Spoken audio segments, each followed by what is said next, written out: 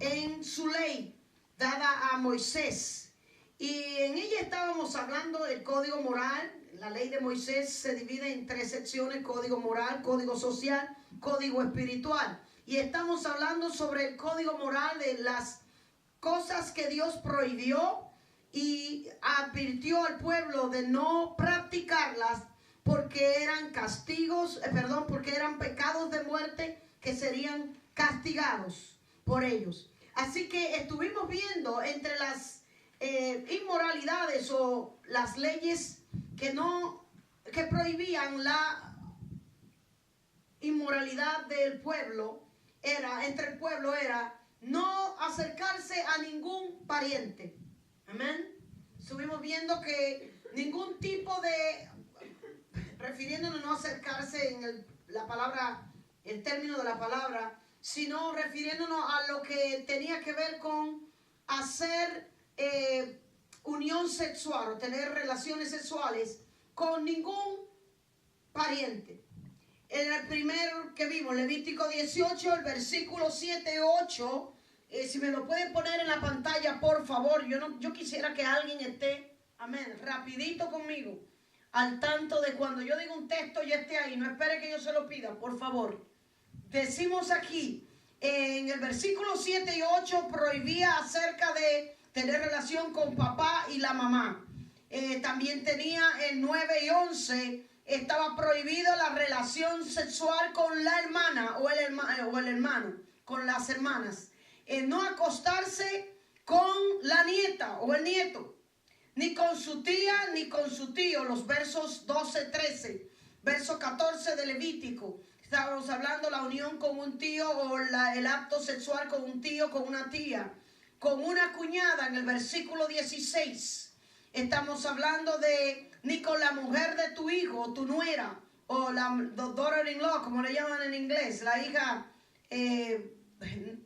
la esposa de tu hijo, ni con la mujer de tu hermano, ni su hijo, o estamos hablando de su sobrina, ni con la mujer de tu prójimo.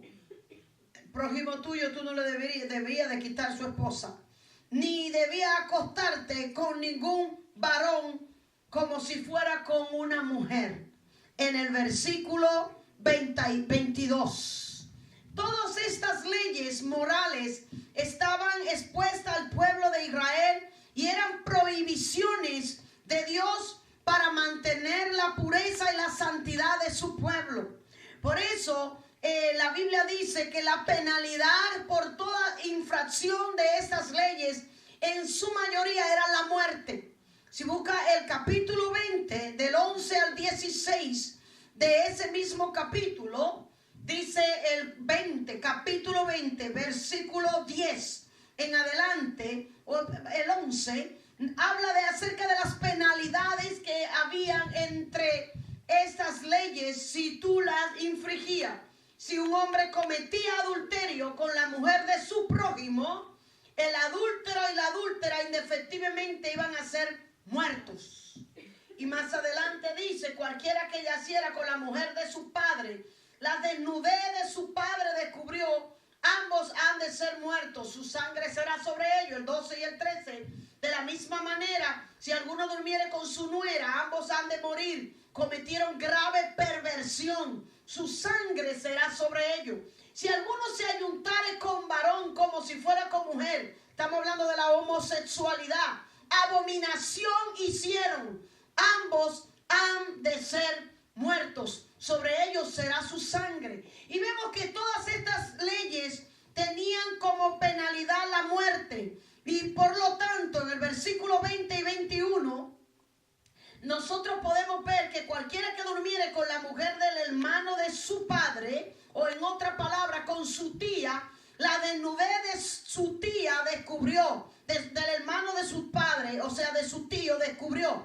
Su pecado llevarán y morirán sin hijos. Y en el 21 dice: y el que tomare la mujer de su hermano, o el que se acostare, le quitara la mujer a su hermano, comete inmundicia. Si tú te acostabas con tu cuñada, cometía inmundicia, y la desnudez de tu cuñado iba a descubrir. Sin hijos iban a ser. Vemos que en estas leyes la penalidad iban a ser estériles. Todas estas maldiciones, si usted la busca en las escrituras, en Deuteronomio, si alguien rapidito me buscara el libro de Deuteronomio, capítulo 28, amén.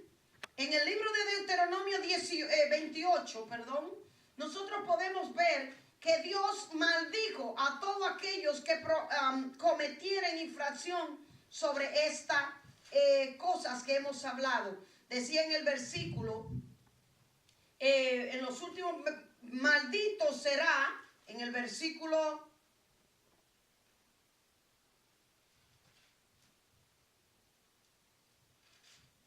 28 dice,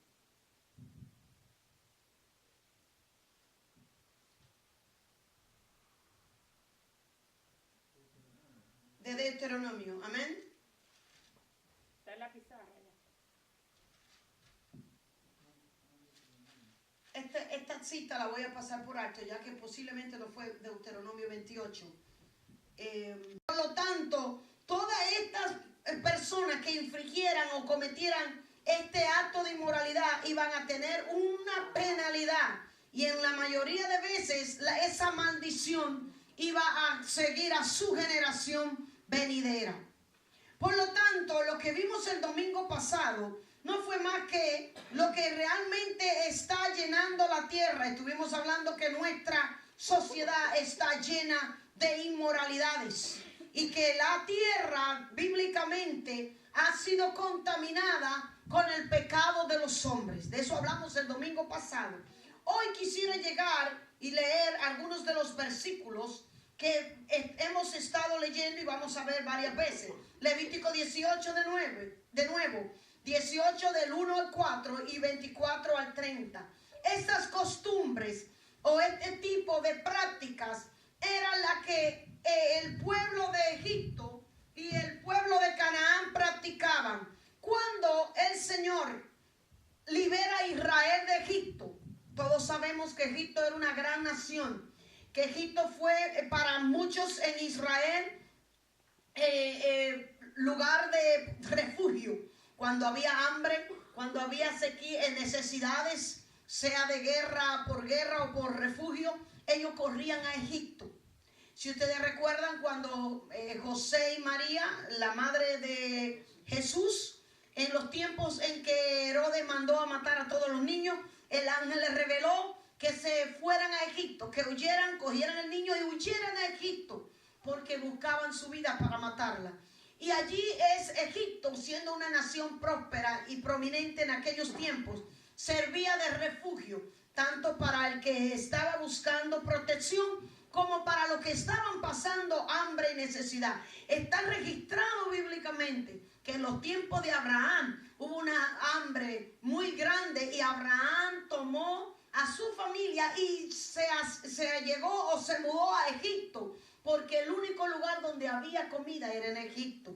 Igualmente Jacob, más tarde podemos leer en la palabra que por causa de una hambruna también coge a sus hijos y se va a Egipto, a su familia, y se va a Egipto para poder librarse del hambre que había en la ciudad de Canaán donde estaba, o en el lugar donde vivían. Esto de Egipto venía siendo una relación de años. Israel tenía con Egipto una relación por años. Y estas costumbres y este tipo de prácticas por lo general se convertían en una rutina diaria de vida. La gente lo veía como algo normal.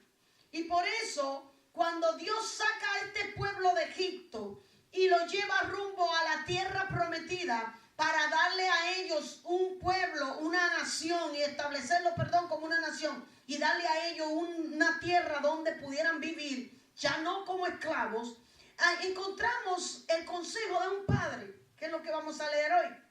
Yo no sé cuántos de ustedes, cuando sus hijos se van a la universidad quizás y se van a mudar a otros lugares, cuando quizás se vayan a casar o se casan, pero siempre los padres tenemos esa preocupación por nuestros hijos, por ayudarlos a enfrentar su futuro y a seguir un camino recto. Y cada padre, todo el que tiene hijo, entiende que esto es una necesidad en nosotros de poder criar a nuestros hijos en el camino correcto. No es que yo quiera, es que la naturaleza misma de madre nos indica que queremos lo mejor para nuestros hijos. Cuando un hijo se encamina hacia esa vida de independencia, algo que nos preocupa, por ejemplo, cuando comienzan a guiar, pues ustedes, ya yo empiezo a tener ese temor, cuando empiezan a guiar, cuando comienzan a tener los primeros días su novia, empieza ese temor, esa preocupación de que nuestros hijos no cometan algo indebido o que no se vayan por un camino incorrecto. Y como conocedores de la vida, en el caso de que ya tenemos más experiencia, pues como padre deseamos guiarlos con nuestro consejo prudente de lo que ya es experiencia en nosotros. Ayer oí y me tocó muchísimo un documental de una joven dominicana, por cierto, que su carrera artística como modelo la había llevado a un nivel social mucho mejor y podría decir más estable que el que ella tenía, y nació. Ella era de la ciudad de Herrera, de un pueblo, una zona de Herrera en Santo Domingo muy pobre. Y estaban entrevistando a la madre de qué concepto tenía ella de su hija ahora que había tenido este cambio de nivel social. Y ella le dice que gracias a Dios su hija encontró en esto que Dios le puso en el camino, como ella decía, porque de veras fue algo que Dios le puso en el camino, según oí la experiencia de lo que contó la mamá. Ellas estaban gozosos porque ya su hija había comprado un apartamento, ya su hija se estaba estableciendo como individuo a nivel ya de futuro estable. Ahora, él le pregunta qué le dijo usted o qué fue su preocupación cuando ya esta muchacha se iba, porque se la llevaron a Europa, creo que fue a París, a Francia, para su carrera. ¿Cuál fue su preocupación? Y de veras que me hizo recordar, digo, wow, con razón, este texto que estamos leyendo proviene del corazón de un padre preocupado por sus hijos para que lleguen a un futuro mejor. La respuesta de la madre fue lo único, que cuando mi hija salía de mi casa, el día que se iba, le dije, mi hija, nunca te olvides de Dios y tampoco nunca te olvides de tus raíces. Y eso me dio tanto, wow, me tocó. En otras palabras, nunca te olvides que tú saliste de un pueblo o de una nación o de una familia pobre, que tú saliste de la nada y tendrás abundancia, que tu corazón no cambie, que no olvides a Dios.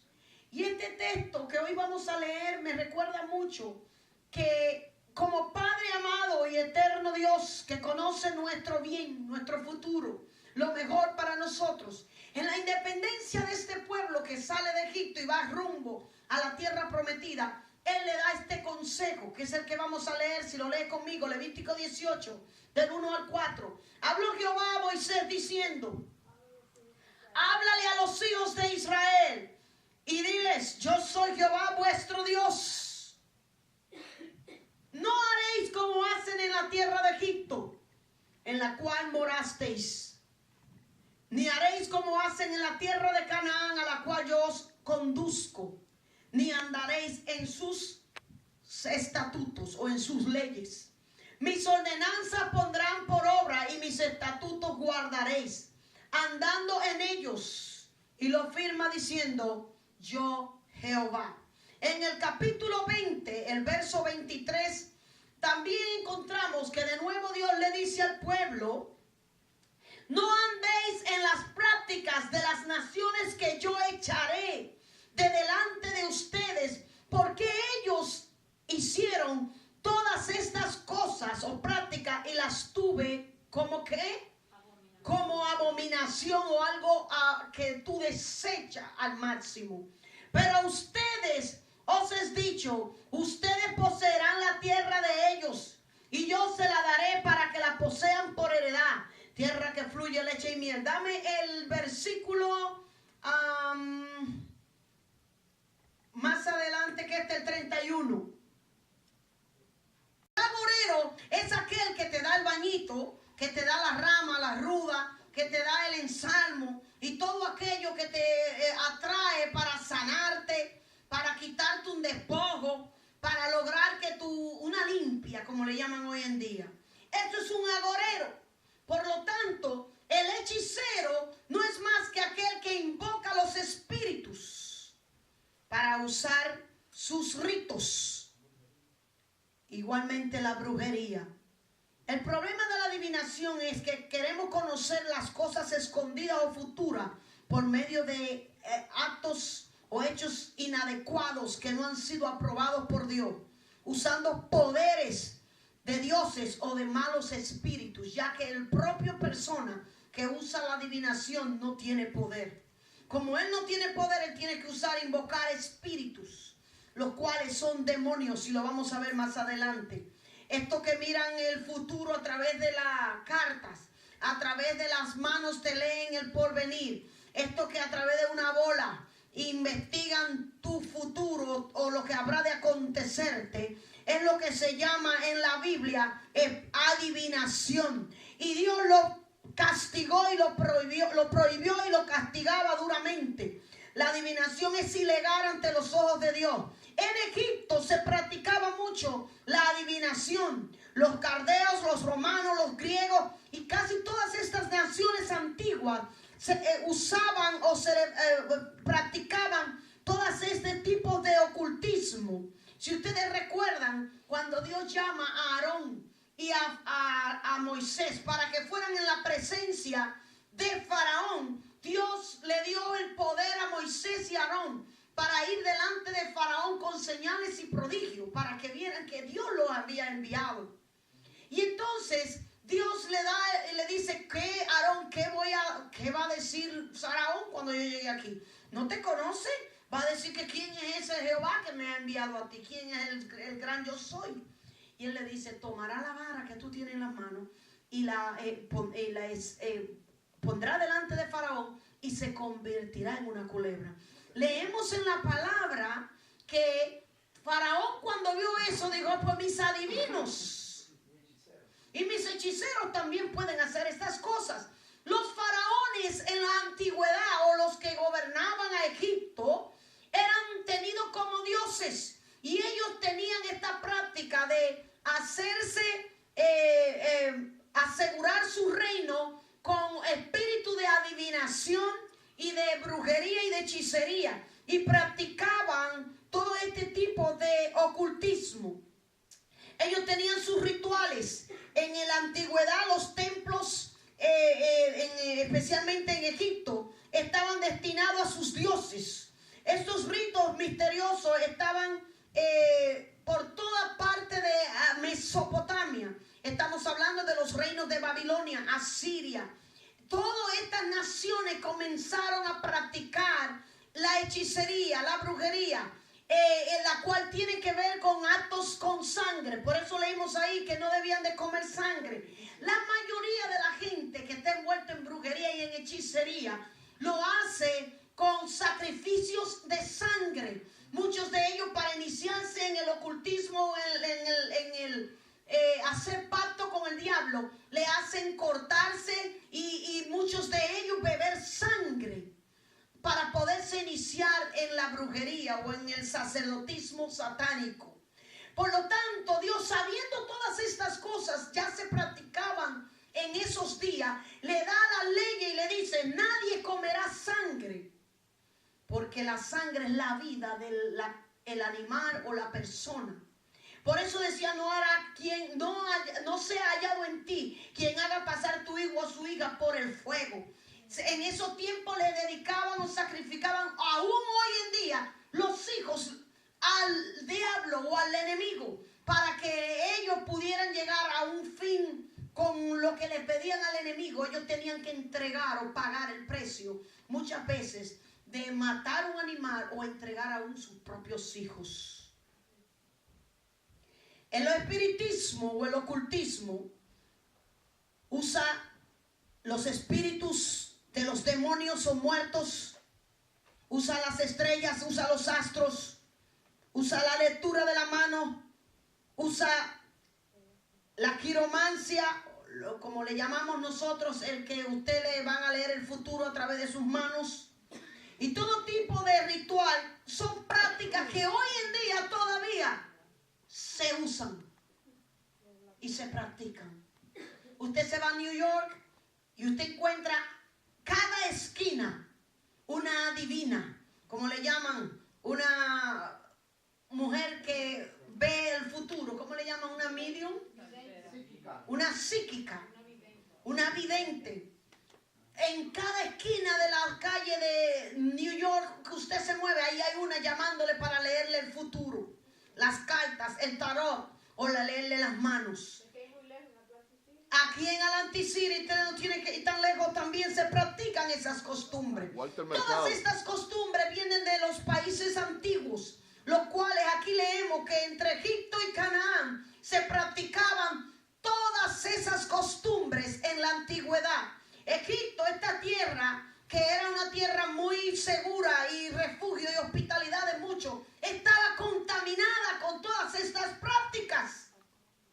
Como el pueblo sale de allí y se crió o vivió allí 400 años como esclavo, ya Dios conocía que toda esta nación estaba totalmente contaminada de esas prácticas y que había conocido muchas de ellas en Egipto. Y ahora que los saca de Egipto le dice: ustedes son mi pueblo, ustedes son mi nación que yo he sacado para mí. Yo les voy a dar leyes, yo les voy a dar mis ordenanzas y ustedes van a vivir ahora conforme a ella y no van a practicar ni las que ustedes dejaron atrás, ni tampoco las que ustedes van a entrar. Porque a la tierra que Dios lo llevaba era la tierra de Canaán. Y si hablamos de Canaán o la tierra donde Dios lo llevaba, no estamos hablando de una tierra que iba a estar vacía. Estudiamos el domingo pasado que esta tierra fue poblada por el descendiente de Cam, hijo de Noé, el cual era Canaán. Y que Canaán y Cam fueron malditos por cuanto subió al lecho de su padre Noé. Y estas maldiciones de la inmoralidad sexual sobre este muchacho trajo como consecuencia que toda su generación o todas las naciones que formaron, Fenicia, Asiria, Babilonia y más tarde Canaán y otras naciones alrededor que vinieron o descendieron del hijo de Cam, llamado Canaán, estaban malditos y tenían como práctica todas estas costumbres.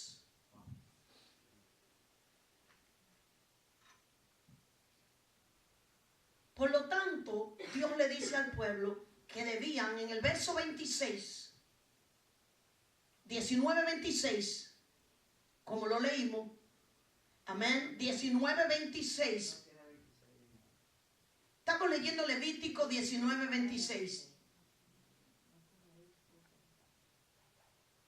Acabamos de leerlo. Ellos están dormidos hoy y yo ando rápido. Amén. No comeréis cosa alguna con sangre. No van a ser agoreros ni adivinos. Yo no sé ustedes, pero ¿cuántos de nosotros hemos visto que en estos rituales, aún en las casas que crecimos, muchos de nosotros se practicaban? A usted le dolía algo y ahí lo llevaban a ensalmar. Eso era un agorero. Amén. Que le venía con su ramita y con su pomada y con sus oraciones y santiguar, como le llamamos nosotros.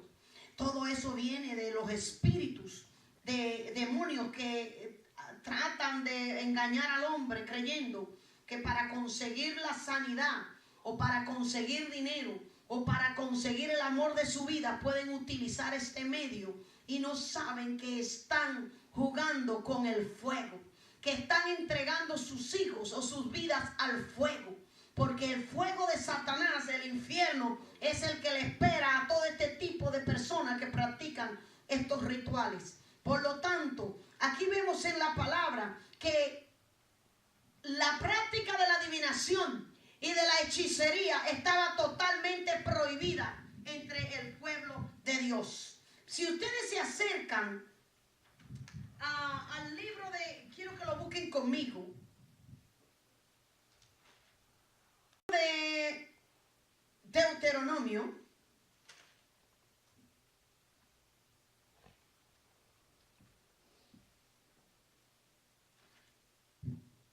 Vamos a ir más adelante.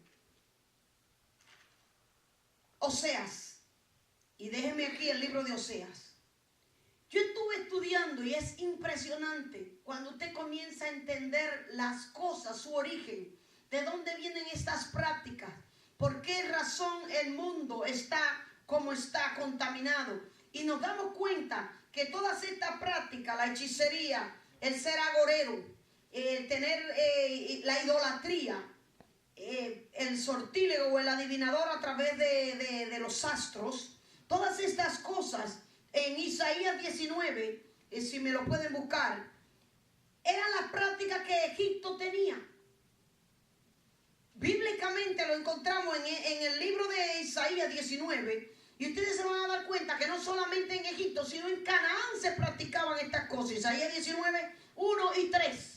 Dices, profecía sobre Egipto. He aquí que Jehová monta sobre una ligera nube y entrará en Egipto. Y los ídolos de Egipto temblarán delante de él. Y desfallecerá el corazón de los egipcios dentro de ellos. En el 3 dice, y el espíritu de Egipto se desvanecerá en medio de él. Y destruiré su consejo. Y preguntarán a sus imágenes y a sus hechiceros y a sus evocadores o encantadores y a sus adivinos. Todas estas cosas existían ¿dónde? En Egipto. Y el pueblo estuvo 400 años viviendo en él. Por lo tanto, Dios ahora mismo en el versículo que hemos leído le prohíbe totalmente que ellos practiquen este tipo de cosas. Nosotros vemos, estudiando yo anoche, las costumbres de los dioses de Egipto. De veras que yo dije, oh Señor, el mundo está ciego.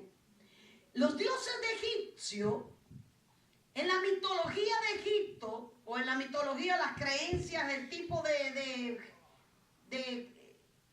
mitos que ellos tenían, como lo dice la palabra, ellos tenían varios dioses. Y estuve estudiando los dioses de Egipto. Hay una película que creo que se llama así mismo.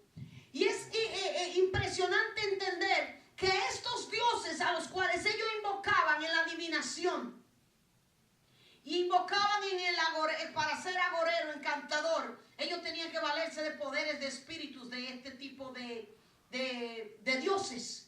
Y si usted estudia todos sus dioses, se da cuenta que en los dioses de Egipcio había una costumbres en ellos, que era que los dioses de ellos se casaban y tenían hijos.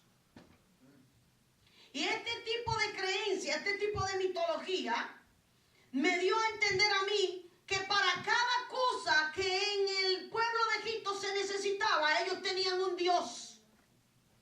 Tenían el dios de la lluvia, el dios de las moscas, el dios del río Nilo, el dios de la montaña. Por ejemplo, en Grecia, los dioses olimpos de una montaña en Grecia. Y tenían dioses para cada cosa. Y en el estudio de estos dioses pude darme cuenta que los dioses a los cuales ellos invocaban para cada cosa que necesitaban en su vida eran dioses perversos. Y yo separé a algunos de ellos con su historia y rapidito se la voy a dar a conocer. Uno de los dioses muy conocidos y famosos en Egipto era el dios Osiris. Este dios, según ellos, fue asesinado por su hermano. Y el dios Osiris, se casó con dos de sus hermanas.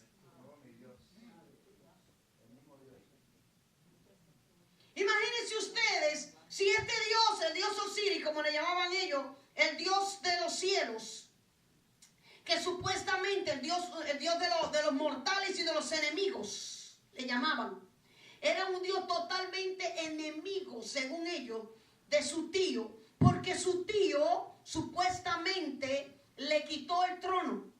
Y este muchacho, Osiris, o este dios, perdón, asesinó a su hermano Set por razón de que el trono le pertenecía a él. Entonces se dice que en vez de tomar como mujer a otros dioses, tomó a sus dos hermanas. Pero algo que yo noté es que no solamente sus dioses practicaban el incesto, porque esto es incesto, que sus dioses practicaban no solamente el incesto. Por ejemplo, si usted lee, aquí dice que Anubis, otro dios, guiaba a las almas cuando morían al más allá. Imagínense el que invocaba a Anubis, un dios que supuestamente representaba la muerte y la resurrección. Y este dios estaba representado con el cuerpo de persona y la cabeza de un perro egipcio. Y le llamaban el chacal. ¿Esto le parece a usted muy conocido? Y este dios llamado el chacal, el hombre supuestamente convertido en perro, con cabeza de perro, vestido de negro, en la leyenda de los egipcios, era supuestamente hijo de un adulterio. Fue hijo de un adulterio. Imagínese usted que supuestamente Anubis le pegó cuerno, como dicen en Santo Domingo, a su esposa con su hermana. Y si usted busca más adelante, Set, otro dios que le llaman el dios de la destrucción, mató por celo a Osiris. Y le llamaban el dios del desierto y la tormenta.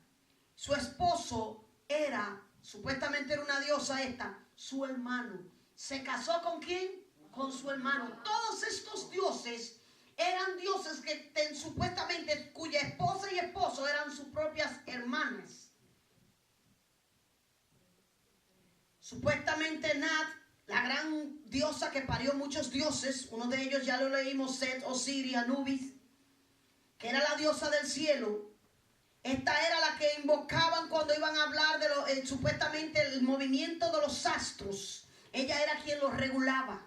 Y si la persona iban a invocar, por ejemplo, los que creen en el horóscopo, era este Dios que invocaban.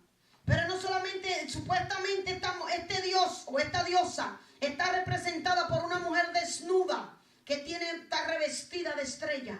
Y la inmoralidad era vista en ella. Supuestamente su esposo era su hermano. Todos estos dioses se casaban con sus hermanas.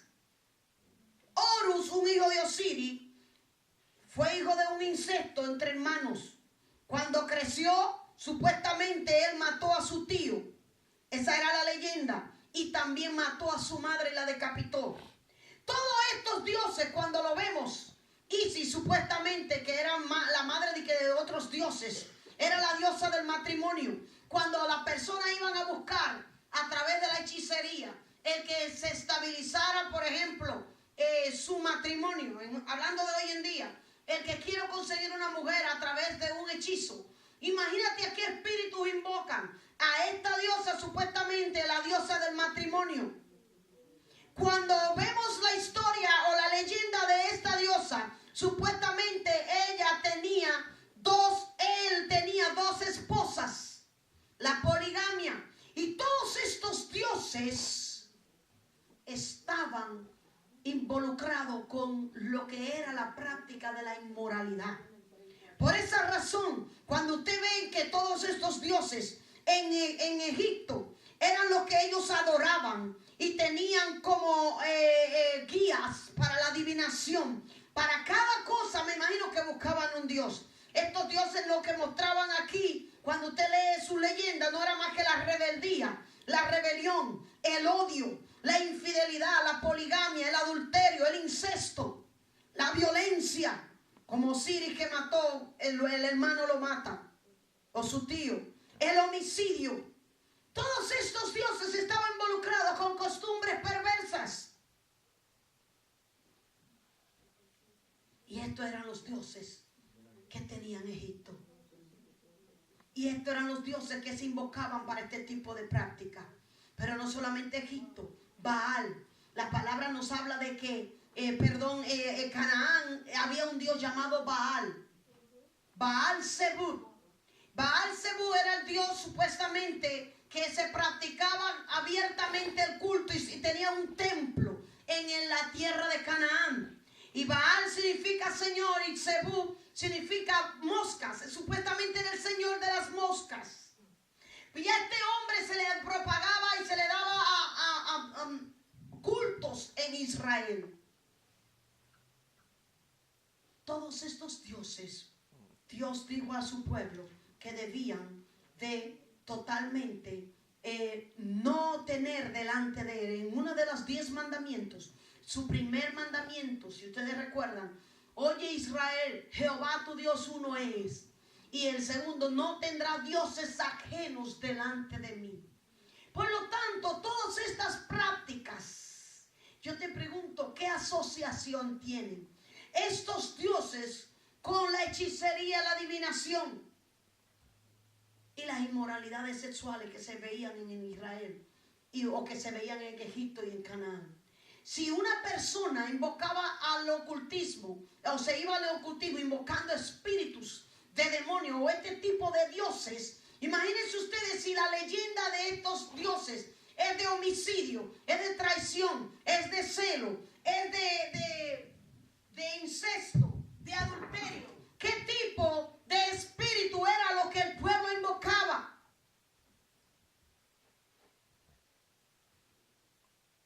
La asociación que hay entre el tipo de vida que tenía Israel o que había en Canaán y que había en Egipto se daba o estaba fundamentado en la práctica que ellos tenían. Espíritus de muerto, espíritu de demonio, para yo poder usar la adivinación. Y estas cosas bíblicamente son las que traen las inmoralidades sexuales, la fornicación, los vicios y todo tipo de prácticas ilícitas se encontraban en estas personas que prácticamente estos pueblos. Yo quiero que busquemos en el libro de Corintios, 1 Corintios 5. Y vemos en la palabra que aún el pueblo de Dios estaba tomando estas prácticas como algo rutinario en su vida diaria. Y Dios aquí escribió todas estas cosas, están escritas, dice la palabra, para nuestra enseñanza. Eso de consultar los astros, la lectura de la mano y todas esas supersticiones.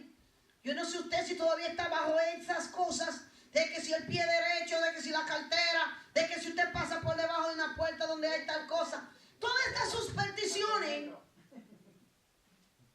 Y que el cafecito cuando lo lee, que la taza me va a dar a mí el futuro.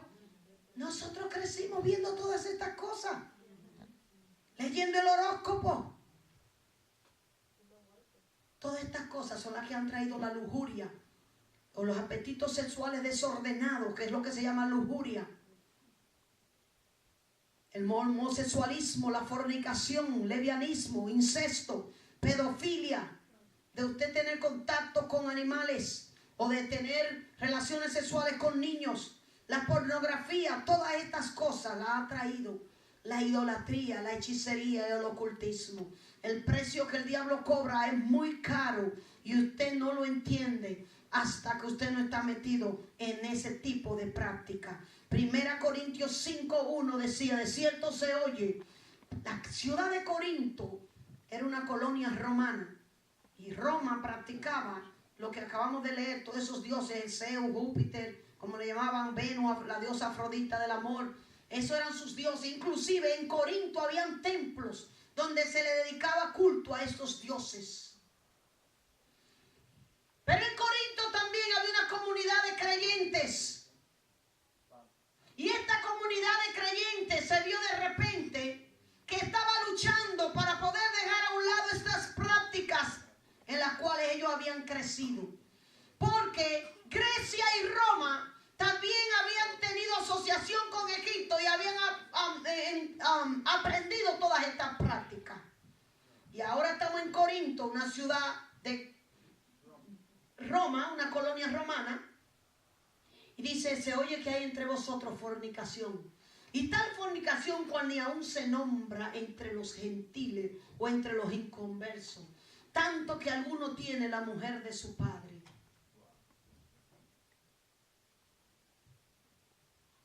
Dame el versículo 9 y 11. Os he escrito por carta,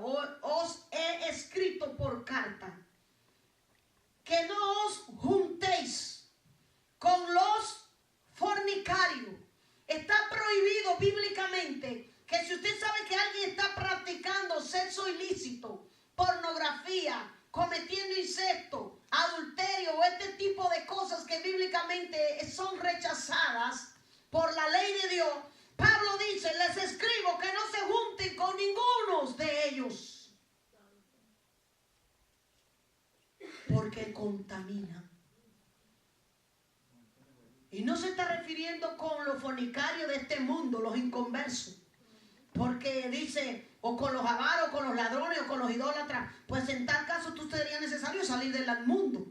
Pablo no se está refiriendo que no te juntes con la gente del mundo que está en la idolatría, la santería y que fornica. No, porque esa gente son las que nosotros tenemos que acercarnos y ministrarle y predicarle el conocimiento que Dios te está dando hoy. Pablo no se está refiriendo a los inconversos, se está refiriendo aquí, dice, dámelo, no a los del mundo. Dame el versículo siguiente, por favor. Más bien os escribí que no te juntes con ninguno que llamándose hermano o creyente o cristiano fuera fornicario, fuera un idólatra, fuera un maldiciente, o un borracho, o un ladrón. Con el tal ni siquiera comas. Está hablando de asociación, de amistades. Nosotros tenemos que saber que si somos pueblo santo, apartado para Dios, para el uso de las cosas santas, nuestras amistades, nuestra asociación tiene que ser selectiva. Si te juntas con un ladrón y tú callas lo que él está haciendo, tú eres partícipe bíblicamente de ese latrocinio. Y aún legalmente, en la ley, cuando a una persona la agarran, aunque tú no te drogas en un carro y encuentran droga en ese carro al dueño, tú simplemente eras un amigo que te montaste esa noche, tú también eras cómplice y partícipe del mismo acto. Por eso Pablo dice, no te juntes con fornicario. ¿Sabes que alguien lleva una vida desenfrenada? No te juntes con ellos significa ni siquiera coma, no sea amistades. No es que usted no lo salude, no es que usted vaya donde él y le predique o le hable o le exhorte en el nombre del Señor. Está hablando de un compañerismo. Porque qué razón tendría yo para juzgar a los que están afuera. Yo no estoy hablando de los de afuera, dice Pablo, yo no tengo que juzgar al mundo. Estoy hablando, juzgando a los que están adentro de la casa de Dios, los cristianos. Versículo 11 es ese, ¿verdad? Dame 1 Corintios 6:12. Las malas asociaciones son las que nos llevan a aprender. Y si a veces tú no la practicas, a estar de acuerdo con ellas.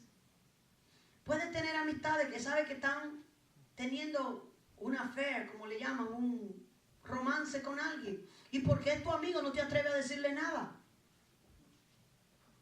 Y para no herir sus sentimientos te asocia con ellos. Igualmente un homosexual o una lesbiana. Y sé que anda en esa práctica, pero como soy su amiga no me atrevo a ofenderla. Y ando con ella y le ¿cómo se dice? Y apruebo en el sentido de la palabra el hecho de estar haciendo amiga de ella, de que lo que ella está haciendo a mí no me hace daño. Pero bíblicamente dice que ni siquiera comas con ella, que no te asocies. En otra palabra, porque lo que hay santo en ti, al andar con alguien que está en fornicación, en idolatría, o en santería, o en cualquier tipo de esta práctica, te contamina a ti. Pablo decía, versículos 12 y 19. 12 y 19. Dame el 19. ¿O ignoráis que vuestro cuerpo es templo del Espíritu Santo, el cual está en ustedes? ¿El Espíritu Santo está ¿dónde? El cual ustedes tienen de Dios, no es de ustedes. Dios se lo dio. Y que no soy vuestro. no sois, significa ustedes no son. ¿Quién tiene una versión moderna? ¿Alguien tiene una versión moderna? Melissa, ¿cómo dice la tuya? ¿O es que no saben que su cuerpo es templo del Espíritu Santo, que han recibido de Dios y que habita en ustedes? Ya no se pertenecen a ustedes mismos. Porque habéis sido comprado por precio, glorifiquen pues a Dios en su cuerpo. Cuando usted hace algo en su cuerpo indebido, usted no está glorificando a Dios con su cuerpo. Glorifica pues a Dios en tu cuerpo y en tu espíritu. Cuando vienes y cantas y adoras, estás adorando a Dios y glorificándolo en tu espíritu. Pero también la palabra requiere que lo adoremos en nuestro cuerpo con nuestra manera de ¿qué? De usar el cuerpo, los cuales son de Dios. El capítulo 5 de Gálatas, verso 16, dice, Gálatas 5, Adrián, la armadura de Dios, ponte la armadura, papi, acelérate. Gálatas 5, 16. Tengo dos noticias que darle. Y con esto quiero concluir.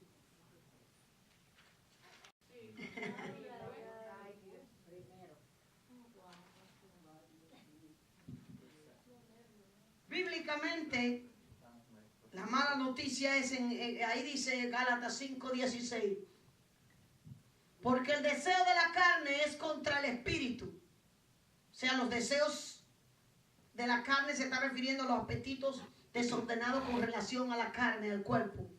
Y el del espíritu contra la carne, y estos se oponen entre sí para que no haga lo que tú quieras. Ninguno queremos pecar. Pero como hay una lucha, está hablando de una guerra que va a haber entre nosotros para hacer la voluntad de Dios, va a haber una guerra.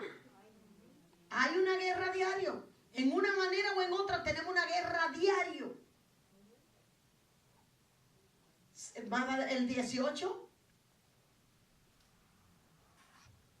Manifiestas son las obras de la carne. ¿Cuáles son las luchas con las cuales nosotros tenemos, la guerra con la cual tenemos lucha continuamente o diariamente? Las obras de la carne. Las obras de la carne está hablando de las obras del cuerpo. ¿Qué son?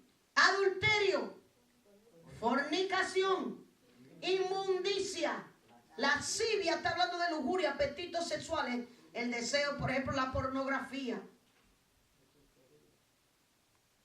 ¿Qué más adelante dice? Dame el 20. Despierte, mis hijos. Idolatría, la hechicería, los pleitos, los celos, la ira, la contienda, las disensiones o los chismes. Las herejías significan las religiones falsas que te separan de la verdad. La envidia, los homicidios, las borracheras, las orgías o fiestas donde se hacen.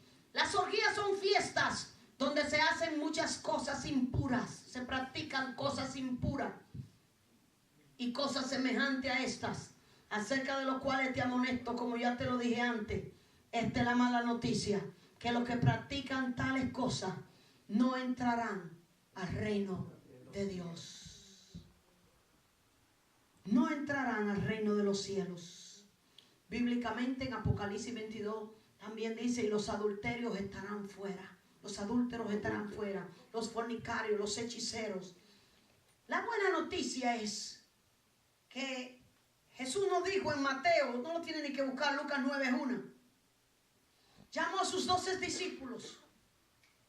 Ustedes dirán, bueno, todas estas cosas de alguna u otra manera en mi vida, yo quizá o mi familia se ha estado practicando. Dios no nos está dando su palabra para que nos preocupemos, para que nos sintamos simplemente culpables y ahí quede todo. Dios simplemente nos está exponiendo su voluntad para que nuestros pasos se guíen por senderos correctos de justicia. Dios es aquel el que tiene el poder para quitar y dejar o apartar de nosotros todo tipo de impureza. Nosotros no tenemos ese poder porque vimos que hay una lucha contra los apetitos carnales y las cosas del espíritu. Y el Señor llama a sus 12 discípulos Y en Lucas 9:1 le dice, le dio poder, esto es lo bueno. Dios nos ha dado poder, ¿y qué? Y autoridad sobre todos los demonios. Dios a nosotros nos ha dado poder y autoridad sobre todos estos espíritus que nosotros hemos visto de estos dioses. Tienes el poder en tu mano para destruir todo espíritu de fornicación. Tienes el poder en tu mano para no cometer adulterio. Tienes el poder en tu mano para rechazar todo tipo de inmoralidad sexual. Entonces, Dios nos dio el poder a sus hijos, a sus discípulos, no a los creyentes. Está hablando a sus discípulos. Un discípulo es uno que sigue las enseñanzas de un maestro. Si seguimos las ordenanzas que Dios nos ha dado, Dios nos dará el poder para rechazar todo tipo de espíritu de demonio, de adulterio, de fornicación y todo tipo de inmoralidades. Y hechicería, adivinación, toda maldición que hayan en nuestra vida, que hayan arrastrado todas estas prácticas, Dios nos dio poder sobre ellas. Y no solamente nos dio poder en el capítulo 10, ahí mismito, en Lucas 10, versículo 1. Él llama 70 discípulos. Y a ellos también, para poder ejercer la obra que le enviaba a ejercer, le dio autoridad. Y me dice que cuando fueron, él le dijo, echen fuera demonios, sanen enfermos. Cuando volvieron, se asombraban y decían, yo veía a Satanás caer del cielo como un rayo. En otras palabras, el poder que Dios nos dio es efectivo para destruir todo espíritu de brujería, todo espíritu de hechicería, de maldición, todo espíritu de inmoralidad sexual que pueda atraer totalmente cualquier práctica de ocultismo. Dios nos dio el poder sobre ella. El hecho que ellos dijeran, yo veía a Satanás caer del cielo como un rayo. Señor, los demonios se lo sujetaron. Yo quiero que tú lo leas tú mismo. El verso 17. Léelo conmigo. Señor, aún los demonios se lo sujetan en tu nombre. Y él les dijo, yo veía a Satanás caer del cielo como un rayo. Es efectivo. Jesús le dijo, yo veía a Satanás caer del cielo como un rayo. En otra palabra, el poder que yo le di a ustedes tiene poder para destruir y hacer caer todo dominio del ocultismo y de las tinieblas sobre ustedes.